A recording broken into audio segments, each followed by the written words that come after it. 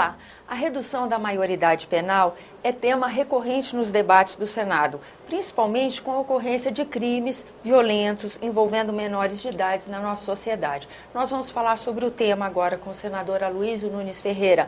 Ele é autor de uma proposta de emenda à Constituição que reduz a maioridade penal. Mas um tema que foi proposto muito antes dessa situação que nós vivemos agora, não é isso, senador? Exatamente. Eu propus em 2011, né? E a minha proposta não é uma redução pura e simples da maioridade penal. A minha proposta é manter a regra atual, certo, maioridade a partir dos 18 anos de idade, mas em determinadas circunstâncias, já a partir dos 16 anos, o adolescente poder ser considerado imputável do ponto de vista penal, ou seja, poder se aplicar a ele a lei penal. Essas circunstâncias são, em primeiro lugar, a capacidade que tem este adolescente de compreender aquilo que ele está fazendo, o caráter criminoso, digamos assim, do seu ato e se orientar segundo esse entendimento. Isso a ser aferido por exames psicológicos, com toda a cautela. Capacidade de discernimento específica para daquele aquele infrator. Caso, exatamente, daquele infrator, para aquela infração. Bom, e a segunda condição é que ele tenha praticado um crime violento, que ele seja reincidente na prática de crimes com uso de violência contra a pessoa. Aquele não é a primeira vez, mas já outras vezes anteriores já fez isso, violência contra a pessoa, e tenha cometido também no passado crimes hediondos. Neste caso, o juiz, que é o juiz da vara da infância e da juventude, a requerimento do promotor público, poderá instaurar um procedimento para verificar se é o caso de se aplicar a ele a lei penal já a partir dos 16 anos. Isso realmente é muito diferente do que simplesmente reduzir a maioridade penal. É uma mudança cautelosa e que visa atender a casos que são casos graves, casos em que as medidas do Estatuto da Criança e do Adolescente não são eficazes para corrigir, para inibir. Né? Porque ele já será um reincidente. Exatamente. Né? Senador, e para cumprir essa pena, como é que seria? O tratamento seria diferenciado? Ele vai cumprir pena num estabelecimento penal especial, não vai se misturar com os demais apenados. Né? É uma previsão que a Constituição já traz em relação às mulheres. E só agora, muito recentemente, é que os estados começam a criar estabelecimentos penais para as mulheres, né? Porque as mulheres têm direitos constitucionais que devem ser observados mesmo durante o cumprimento de pena privativa da liberdade. Por isso já se começa a ter estabelecimentos penais para mulheres. A mesma coisa se fará para esses adolescentes. Senador, em 2012, nós vimos o ministro da Justiça afirmar que ele preferia morrer a cumprir pena numa penitenciária brasileira.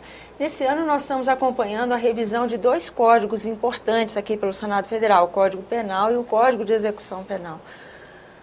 Bom, por parte do governo, a gente não viu, paralelamente a essa fala do ministro, nenhuma proposta de política que altere a situação que a gente vive com questão ao sistema penitenciário. O senhor imagina, então, que a discussão que é feita na nossa casa aqui no Senado sobre Código Penal e de execução penal pode melhorar de alguma forma a situação do sistema penitenciário brasileiro? Eu acho que a situação do sistema penitenciário brasileiro não depende tanto de lei, mas de execução, de governo. O governo federal, por exemplo, sabe quantas prisões federais nós temos no Brasil? Não. 5. O Brasil inteiro tem 5 penitenciárias federais para aqueles presos que são condenados por terem cometido crimes que são julgados pela Justiça Federal. A grande maioria desses presos hoje é recolhido aos presídios estaduais. Já ajudaria muito, né, se o governo federal levasse adiante um projeto de ampliação de vagas nos presídios federais. Já ajudaria a separar os presos federais dos presos condenados pela Justiça Comum. Não é? E desses 5, 1 é apenas para prender um sujeito, aquele aquele criminoso do Acre, aquele homicida do Acre que tinha o costume de serrar as pessoas no meio, não sei como é que ele chama, Delbrando Pascoal. Exatamente. Só para ele. Né? Então, e são penitenciárias com capacidade de torno de 200 vagas. Nós temos 800 vagas, para falar o português, claro, de presídios federais no Brasil. Precisa muito mais. Né? Os estados têm um esforço variável. Né? O estado de São Paulo faz um esforço muito grande para construir presídios. Esse ônus, então, acaba ficando a cargo dos estados? Dos estados. Mais do que dos municípios? Ah, sim. Os municípios não têm. Não tem esse ônus? Não tem esse ônus. O que acontece é que, muitas vezes, quando o estado decide construir um presídio num determinado município, há uma grande mobilização de políticos, né, para impedir que a própria população reage, e há argumentos para atemorizar a população e que não tem fundamento, porque quando você instala um presídio, você aumenta o efetivo policial, né? Mas enfim, há muita reação contra isso. E por outro lado, faz dramaticamente falta no Brasil um sistema de assistência ao egresso, aquele que acabou de cumprir uma pena privativa de liberdade, saiu da prisão e que precisa encontrar uma reinserção, especialmente no mercado de trabalho. Entendeu? Há um enorme preconceito contra o egresso e não há programas que acolham, que estimulem, que deem incentivo às empresas para contratarem egressos. Não existe um sistema de acompanhamento do egresso. Né? E aí a tentação da reincidência é muito grande. Senador, o senhor levantou aqui uma situação, assim, o ônus desse sistema carcerário acaba caindo na mão do Estado. Nós também estamos, no momento do Senado Federal, a rediscutir o Pacto Federativo.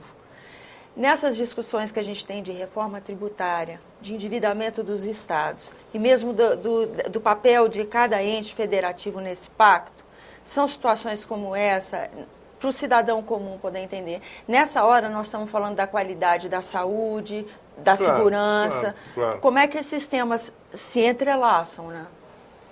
Se entrelaçam no dinheiro.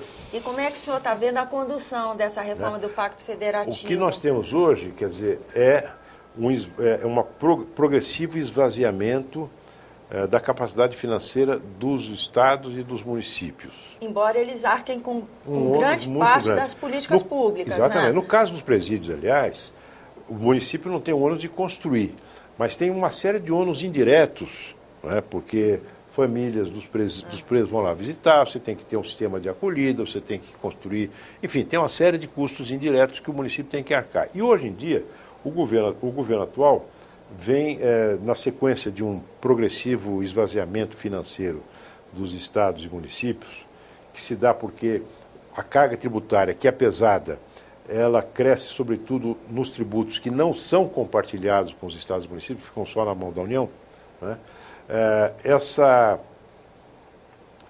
A participação dos municípios e dos estados também vem diminuindo, porque o governo vem dando desonerações tributárias de IPI, Imposto sobre Produtos Industriais, e Imposto de Renda, que são tributos que compõem os fundos, fundo de participação dos estados e dos municípios. Entendeu? Então vai diminuindo o bolo de recursos que são compartilhados com os estados e municípios. Então a situação é grave. Na área da saúde é muito séria. Muito séria. Os municípios que devem ser obrigados a gastar, pelo menos hoje, 12% da sua receita em saúde, estão gastando 25%, 30%. Né? E não estão dando conta. E não dão conta. E nessa discussão de pacto federativo... Aí a briga entre estados, municípios e a União tende a se aguçar. No caso da unificação do ICMS, que a gente vê os estados menos desenvolvidos do que os do Sudeste, por exemplo, pleiteando políticas mais consistentes de desenvolvimento, que com elas uma guerra como o ICMS não aconteceria. Isso. Então, o senhor acha que a gente chega pela pressão da questão do serviço da saúde, da educação, da segurança, a uma possibilidade de rever esse arrecadamento recorde que a União bate, em detrimento da falta de receita de estados e municípios e a perda da qualidade desse serviço? O senhor vê uma possibilidade de rever esse pacto nesse sentido?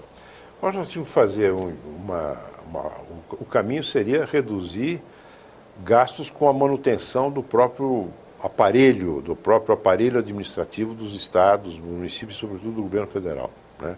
Com isso, sobraria mais recursos para cuidar dessas áreas que dizem respeito diretamente ao bem-estar da população.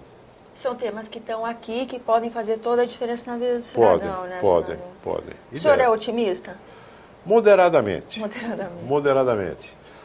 Nós estamos agora no Senado discutindo um projeto de resolução que tinha por objetivo simplificar a arrecadação do ICMS, né, Imposto sobre Circulação de Mercadorias e Serviços, nas transações entre os estados, que hoje você tem uma alíquota diferente de 7, 9 e 12. Então, o que se propunha? Se propunha, a proposta do governo original era unificar tudo em 4%. Com isso, você eliminava uma boa parte da guerra fiscal que hoje existe, né, e simplificava o sistema de arrecadação. Só que na proposta que o governo, depois de ter anunciado, que o governo mandou para o Congresso, na hora de pôr a coisa no papel, já não era mais uma alíquota só. Mantinha a alíquota de 12% para as mercadorias que saíssem da Zona Franca e 12% sobre o gás importado. Na tramitação, o governo e a sua maioria governista já desistiu de unificar tudo em 4%. Já admite 4 e 7. Então você tem agora 4, 7 e 12. Já não é mais mercadorias, só mercadorias que saem da Zona Franca e o gás. Agora já se pôs também as zonas de livre comércio, com a alíquota de 12%, produtos agropecuários, que é um mundo, Principalmente para o Nordeste. Não, e mesmo o estado de São Paulo tem muita produção agropecuária, Rio Grande do Sul, todo o Centro-Oeste. Enfim, aquilo que era para simplificar, complicou mais. E não unificou, e a guerra fiscal vai persistir. Senador... Então, realmente, eu acho que falta ao governo uma condução firme, clara, e, sobretudo, mobilizar a sua maioria. E quando a maioria não quiser obedecer, não quiser seguir a orientação, mobilizar a opinião pública em torno de uma proposta, em torno de um projeto claro. Hoje, você, quando observa as mensagens que o governo federal emite, você não tem muita ideia, eu pelo menos não tenho, procuro entender para onde é que o Brasil vai. E olha que eu sou senador, você imagina o cidadão comum.